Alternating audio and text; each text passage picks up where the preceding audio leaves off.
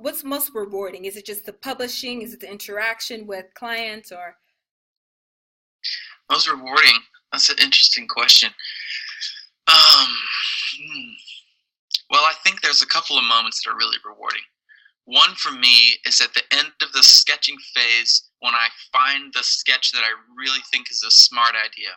So it's really before any of the real illustrating starts. It's just more in the conceptual phase. When I do a sketch that I feel like really gets the concept across in a smart, pithy, funny, interesting way, that's really exciting for me. It gives me a feeling of happiness inside.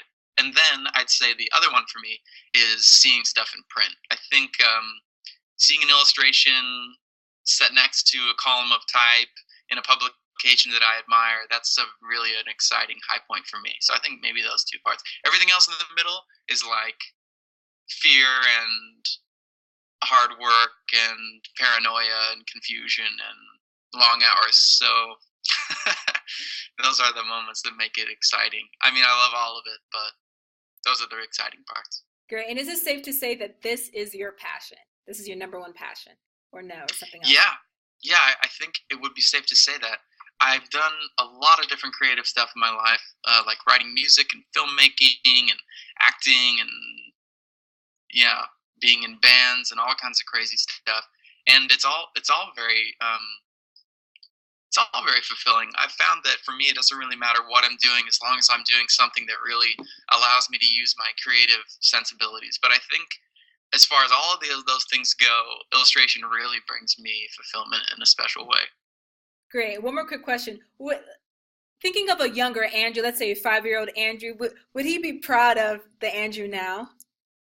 Yeah, you know what's really funny about that is I think he wouldn't. I don't know if he would be proud because he wouldn't. It would just be so logical to him, you know? He wouldn't even be surprised. He would be like, yeah, well, that's where I'm headed. Because I think around that age, what I was doing was essentially drawing.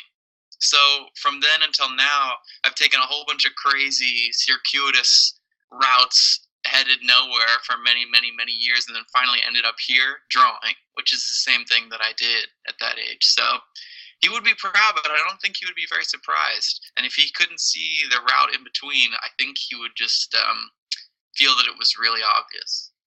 Great. And just for our readers, for the undergraduate Andrew, is there something you wish you would have known looking in retrospect when you're an undergraduate student? Something I wish I would have known. Well, I wish I would have known how easy it was to get a beard card. That's probably not what you're looking for. Because I got a beard card like my last semester and it was really easy. And I snuck around with a beard for like 2 years. But aside from that, what I think undergraduate me should have known. Well, I guess the most enriching part of college for me was when I really started to build relationships with professors who could help me learn and help me grow as a person. I really only did